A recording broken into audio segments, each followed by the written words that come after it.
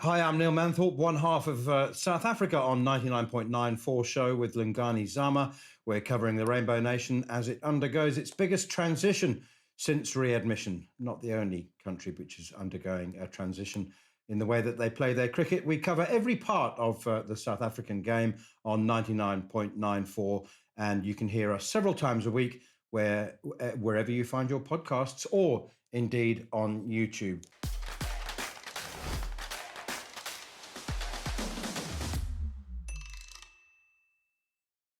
Lungani and I are going to talk about the T20 World Cup. Obviously, why wouldn't we?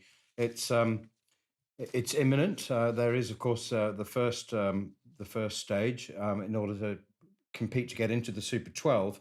We're going to talk about the South African squad, the composition of it, its strengths and weaknesses. But just before we do that, I'm going to pick up from where we left off on the last podcast, which is talking about a successor to Mark Boucher. We're just going to spend another couple of minutes on it. We just want to familiarise you with some of the candidates and their strengths and weaknesses and whether they might get the job or not. Just for a couple of minutes, and only because it's a subject that we're going to be talking about a lot, obviously, as Boucher's successor is sought. Zams, we mentioned the three major candidates, Malibongwe Maketa, Mandla Mashimbi, and Wandile Gwavu. Malibongwe Maketa was assistant to the national team, assistant coach under Otis Gibson. Mandla Mashimbi has been at the Titans for 10 years, played 50 first class and one day games, fast bowler. And has a terrific record. And Wandile Gwavu has done brilliant things with the Lions, although he is only 33. We also mentioned last week, well, I did, Robbie Peterson as a potential candidate and Alan Donald, and you chipped in with Lance Klusner. Did we miss anybody, do you think? It's interesting. One of our colleagues, Zahir Adams, who's the chief cricket writer for the Cape Times, wrote a piece today suggesting that Shukri Conrad, who's been in the system a long time, might be an outside bet. He's coaching the SA under-19s, and they just won the Division 2 domestic T20 tournament. So he's suggesting that there might be life and good quality of life left in that old dog. Did we miss anybody? And have you had time to reflect on who might be the favourites amongst those? Well, I think it wouldn't be a South African coach's sort of speculation session without mentioning Graham Ford yet again. He's done enough stints. He's done interim. He's been full time. Someone even said Gary Kirsten the other day.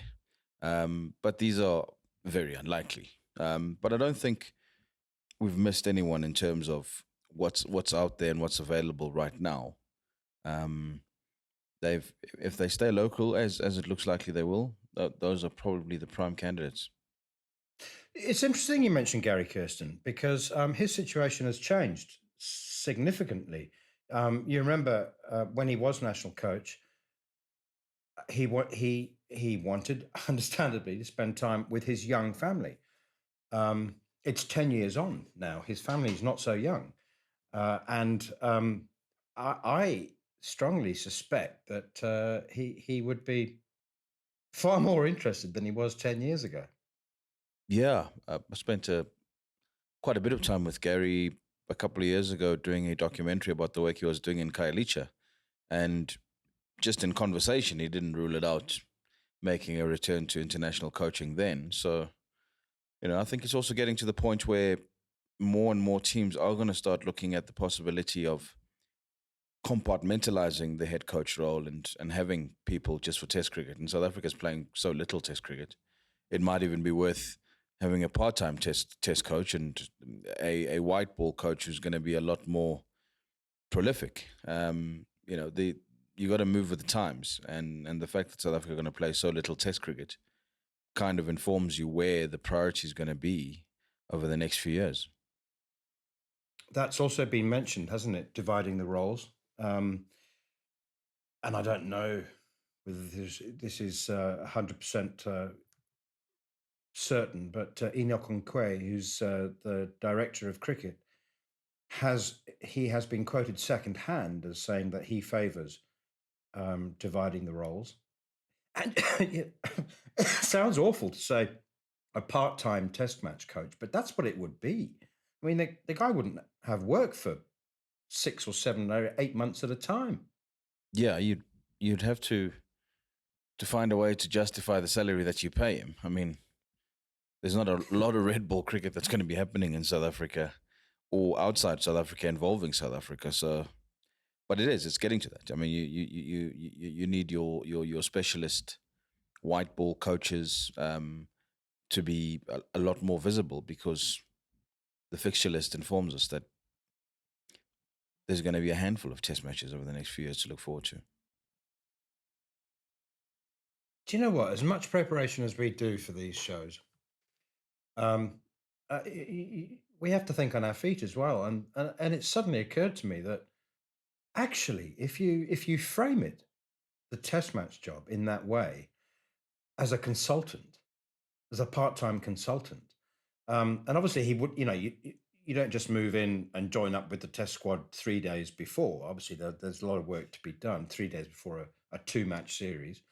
But that completely redefines the requirements, doesn't it? I mean, what you need is a part-time test match specialist consultant. Yeah, and a lot of former players have done it as part-time batting or bowling consultants for teams around the world. So why not for a head coach, which then frees him up to carry on doing the money-making gigs that are popping up all over the world. It makes it a lot more attractive, whether it's a local or an international coach, for that matter, that you're not a full-time coach straddled with building plans and plans and plans for a handful of matches per year. So, having reframed the job description, what names pop into your mind? So yeah, if you framed it like that and you allowed the flexibility of the fixture list to dictate that your test coach could be a consultant as opposed to a full-time appointment, then I think, the likes of Jeepers, Stephen Fleming could, given the amount of time he's going to spend in South Africa, he could be an option. You could cast it further afield and look at some options in the English game. It does give food for thought, because it would save South Africa a lot of money as well, instead of paying a full-time salary to someone who's doing a part-time job. So it is something worth exploring for Enoch and the rest of the team. But there is also a strong drive for a South African coach, isn't there? Yeah, there is. I think for better or worse, that there is a strong drive for it, but you've got to be realistic. Horses for courses, and if your options are better off, if they were to somehow go that way, and obviously Cricket South Africa is very rigid in its processes and its due diligence, so it's probably not going to happen that they're going to jump on this idea that we've just had 5 minutes ago to have a part-time test consultant. They will go with a full-time coach who they back fully to jump across all 3 formats, even though the world tells you that most players struggle to adapt to 3 formats, never mind coaches and philosophy. But they probably will go the tried and tested way. But it would be a breath of fresh air if they actually looked at it and said, practically, we should really be looking to build heavily on our white ball credentials, because they have been slipping and they continue slipping, but they're very important. And our test credentials need a specialist who's going to devote their time to making sure that when we do play red ball cricket, our teams are better equipped to meet the demands. You've already got a separate test captain as opposed to your white ball captain in Temba. So it does make sense that Dean and a part-time test consultant, as an example, form an alliance and really start looking to rebuild South Africa's previously formidable record in test cricket. Okay, short section first up, because as I said, we just wanted to whet the appetites of our listeners and viewers about the names that are in contention to replace Mark Boucher. When we come back in a moment, we'll talk about South Africa's 15-man squad and the travelling reserves for the T20 World Cup. You're listening to Cricket's Conversation on 99.94. Whatever your team, we have the show for you on podcast, YouTube, or on the 99.94 app. We have India, England, South Africa, West Indies, and now Sri Lanka covered. If you want to find us, the best way is to follow us on social media at 9994DM by downloading the 9994 app or Google 99.94 on podcast. We speak cricket. Okay, Sams, first of all, are there any names at all who you think should be in that 15-man squad and aren't? Any unlucky players? I mean, I've always had a soft spot for Sisanda Magala just because I think he is the best death bowler that South Africa has and has had over the last few years. But that's well documented in terms of why he's not playing international cricket for South Africa at this point. But by and large, the 15-man squad that we've got is pretty much the best we have. I suppose some people would raise eyebrows at Wayne Parnell getting yet another chance. And it now looks a bit weirder, so to speak, that you've got two left-arm seamers who's supposedly all-rounders, now that Dwayne Pretorius has been replaced by Marco Jansen. But I don't think Andile Petluwayo put up the performances with the bat that warranted selection even ahead of Parnell. Definitely not ahead of Marco Jansen. And he'd probably be the first to admit that. You got to be able to win, or at least look like winning a match with bat and ball. And he just hasn't done enough of that of late. But by and large, that's the team they have. Faf du Plessis, obviously at the top of the order, would have loved one last crack at this. And in previous times, he had voiced the fact that if there's a way, he would. And it seems a long time ago now when he was told that he couldn't go to the 100. He had to play a series against Sri Lanka. And if he didn't, he wouldn't be considered for this World Cup, which has now been postponed. But, the game goes on. So this is what South Africa's got. And this is the best they've got. Talking of reframing, if Wayne Parnell, if we could shed the label, the perception that he's an all-rounder, because he's just not looked the part with the bat in international cricket, whereas he does at domestic cricket. But his job now is to bowl with a new ball, and your job as a new ball bowler is to take early wickets, which is something that he's done regularly since his return post Kolpak days.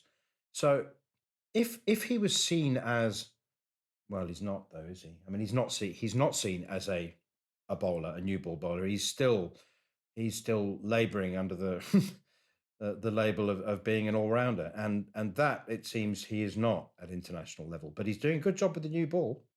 No, he's doing a job. He's definitely doing a job with the new ball. He asks a different set of questions to Rabada and Nokia, Ungidi. But yeah, then you've got to class him in that category and pick him against KG and Lungi and Anrich, because he's an out-and-out bowler. He's not done anything with the bat to justify the faith, quite frankly. I think a Keshav Maharaj, even a Kagiso Rabada, has probably got more credentials with the bat of late in international cricket than Wayne Parnell. We know he's got the ability, but transferring that from domestic cricket to a World Cup is a big ask. I don't know whether you saw, you're a busy man and you probably don't spend much time on Twitter, but moments before Cricket South Africa confirmed that Marco Jansen was Dwayne Pretorius's replacement, Andile Petluwayo sent out a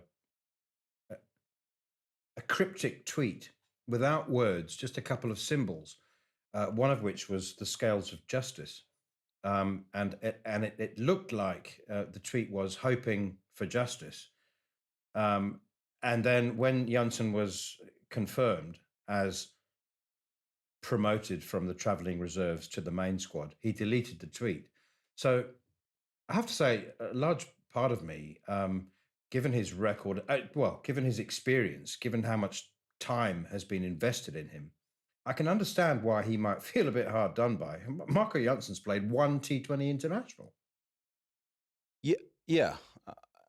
And I think maybe because I know him that well, I can be a bit harder and say that he's not made the development strides that would have been expected given that investment. We're going back almost 10 years now of calling him a prospect and a potential match winner, or whether you've gone from Kevin Peterson to Lance Klusner.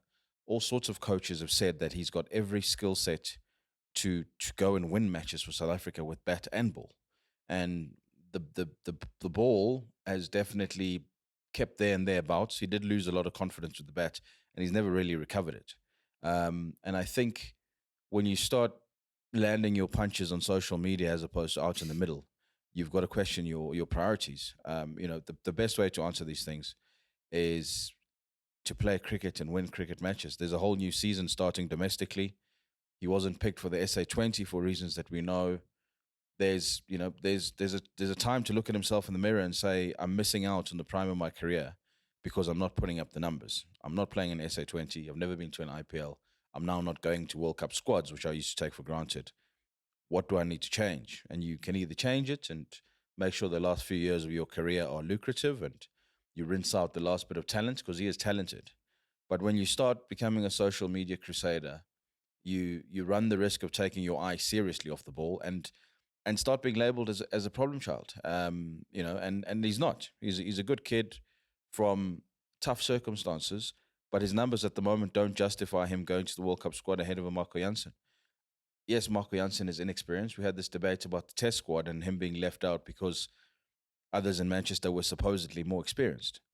But if you show more intent and you look like you're going to show up for every battle with an intensity that's not been there from anyone who's played before you, you're far likelier to get chances. Marco Jansen's gone to an IPL and looked the part. So just because he's got one cap for South Africa, he's played in an IPL, which is sometimes tougher cricket than some international matches that you play anyway. He is the in-form option. I would play him ahead of Wayne Parnell if I was the head of selectors. Okay, we're going to divide up the rest of the squad into top order, middle order, and then the bowlers and the all-round options as well. Let's just go very quickly onto the top order. We did a whole podcast on Temba Bavuma's numbers and his position as captain and opening the batting at the top of the order. I'm absolutely certain that he will start the tournament, and I think that's right. I think he should start the tournament. Do you foresee a situation after a couple of failures, maybe 3 failures, in which he is asked or volunteers to actually step out of the starting 11 for the second half of the tournament? Yeah, you definitely don't wish failures on anybody. But there's pressure. There's been 3 knocks and 3 failures since he's come back from injury. So, the clock is ticking, and I think he knows better than anyone that he needs a performance early that really, really calms the noise and reassures not just himself but the team that he is still the man to be the anchor, but with purpose, But yeah, if it goes to 3 matches in South Africa suddenly faced with must win and they have to up their net run rate, I think that conversation is inevitable. And it's a terrible one to look ahead to, but it's the reality that his biggest problem has been getting off to flying starts, and that's what you need in T20 as a team, and certainly as an opener. When there's other options that are more explosive than yourself, you kind of have to hit the ground running. Okay, time for our second break. After that, we'll be talking about the middle order and a fascination of mine, a little bugbear of mine about innovation and creative thinking and the bouts of it that South African cricket has had and the longer bouts where there has perhaps been a lack of it. If you love the language of cricket and want more, then head over to the 99.94 app and you can hear all of our podcasts and cricket commentary. We're adding new shows all the time and covering cricket series from all over the world. Be the first to hear all of our announcements by following us on social media at 9994DM. Welcome to Cricket's Conversation. Right, Sams. Let's talk about the middle order now. We've obviously got the Reza Hendricks situation. He's regarded as an opener, but he can bat at 3 as well. But then, that middle order is, I think, South Africa's most obvious strength. I mean, it's really, really explosive with Riley Rousseau, Aidan Markram, Heinrich Klaassen, David Miller, and Tristan Stubbs. As far as stats are concerned, Markram, well, actually, his T20 stats are pretty good, aren't they? He's got a strike rate over 150. So he might be struggling. He's averaging 29 in one-day cricket, and his test form has obviously fallen off a cliff. But that middle order, I mean, unless you're going to ask one of them to bowl, you can't play them all. And then you're right there. You've got like a bunch of match winners. That's an incredibly explosive middle order. And just in case I don't lead onto it, as I mentioned about creative thinking, if you want to play all of them, and they are all magnificent batters capable of striking at over 200, how about pushing one up to the top? Yeah, they've all done it at some stages of their career, gone right at the top, because the thinking has always been in the shortest format, you want to give your very best players as many balls as possible to do damage. And you look at a Rousseau, you look at a Miller, even a Markram, when they've been given time to build a bit of a base, and then they 30 or 30 with 5-6 overs to go, they've gone absolutely ballistic. And Miller's done it recently in India.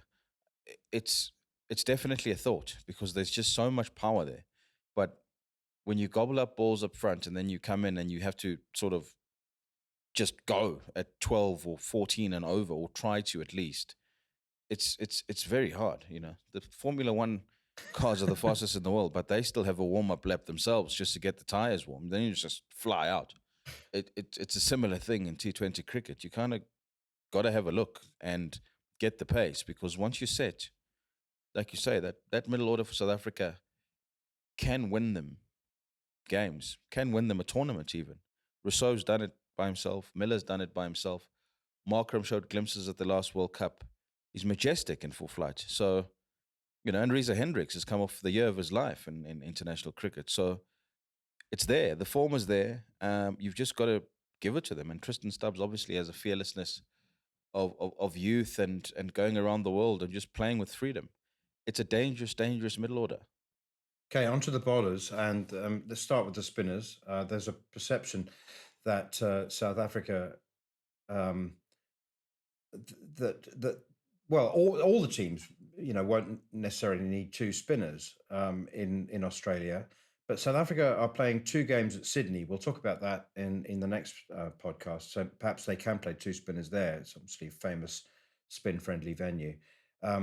But Keshav Maharaj is your number one, is he? Definitely. I mean, that people say, well, look, you just every successful T20 team has had a leg spinner, has had a wrist spinner, and but I just wonder whether Tabraiz Shamsi might have been worked out by. Well, he certainly has been by India.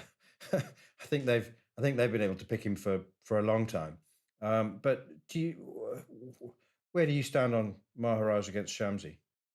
Yeah, Kesh is obviously more consistent, but that's finger spin against wrist spin. I think Shamsi always gives you the option, especially when conditions are helpful. He gives you the ability to run through a middle and lower order better than anyone else. He turns it both ways. Of course, he's going to travel. He's a wrist spinner. There's days when the ball just gets out the hand and flies out the ground. The late Shane Warne travelled. The best, Rashid Khan, travels some games. But it's what they can do when they're on song, which is similar to what a fast bowler does when he's really, letting it fly. It's almost unplayable at times, and that can win you matches. Kesh won't really run through an order and take three wickets in 2 overs and change the course of a game. Shamsi can. Right? That's what Rispin does, and I think they'll persist with him, much like we said about Temba, for 3 or 4 games. you'll persist with him and hope he catches confidence, because if he does, it's very hard for even the best players in the world to keep on taking him on, because it's a risk. Right. The fast bowlers, obviously KG plays. There was a game in the Mzansi Super League when he came out to bat at number 4 for the what were the Highveld Lions called in the Mzansi Super League? The Josie Stars. Thank you very much. Do you remember he came out at number 4, and I think it was mostly because it was a very short boundary. He was a left-hander, but he came out to bat number 4, and he made, he made. I should have checked the numbers. Something like 25 or 14 balls, something like that, and it was brilliant. And on the subject of creative thinking and being a bit innovative, I do sometimes wonder how he might go as a pinch hitter at number 3 in the power play in T20 cricket for South Africa. Create a little bit of depth, but obviously he plays. So the other fast bowling, you need an all-rounder. So you've got Jansen or Parnell, presumably to take the new ball along with KG. And then it seems to come down to, at the moment, it seems to be a choice between Heinrich Nortje and Lungi Ngidi. Yeah, I firstly will say that I do not buy your theory on Kagiso about a pinch hitting ever. I'm just throwing it out there. It wasn't a theory. No, I do have a long-standing bet with a colleague to say that Kagiso will one day make an international 100. I think he's got every shot in the book. He just needs to keep his head screwed on for long enough. But I think he's got all the shots, and definitely at school he used to be a decent batsman. But yeah, in terms of the bowling, it is between Nortje and Ngidi at the moment. And Lungi's, I think he's slightly ahead at the moment because he's doing a bit more and more with the ball. He's picked up a yard of pace. He's lost weight. He's looking in the best condition he has. And maybe sometimes Heinrich looks a bit similar or plays a bit similarly to KG, and they feel like Lungi bowls a slightly different length and just kisses the turf and takes it away a little bit. So it's an interesting choice. But Heinrich Nortje is gun barrel straight, whereas Lungi is starting to shape it, which up front in those first 6 overs when people are playing shots, you need it. You only need it to deviate just a little bit, and you nick key batsmen off. Okay, I'm just going to rewind because I didn't get clarity, or maybe I missed the clarity, or maybe I didn't push you hard enough. But so Rousseau, Markram, Klaassen, Miller, Stubbs, you got to leave one out. So I'm assuming that Hendricks doesn't play, right? So Bavuma and de Kock open. Hendricks misses the first game. We're talking about the first game, T20 World Cup. So you got Rousseau 3, have you? And then Markram, Klaassen, Miller, Stubbs. I guess you could leave one of those out. I think Klaassen misses out. I would say. I mean, Quinny's fine with the gloves. And if you're Risa Hendricks and there's 2 keepers batting and playing ahead of you, when you're in the form of your life, you'd be disgruntled. But as would probably a Markram, definitely a Rousseau and a Miller. So I think quite likely Klaassen misses out there too. All right, thanks for listening once again to South Africa on 99.94. That's where we end this particular episode. But remember, you can listen to us hopefully at least twice a week. And you can download the 99.94 app and follow us on Twitter at Neil Manthorpe and at Wamzam17. So never miss out. Join our conversation on social media and follow us at 99.94 DM. Till next time.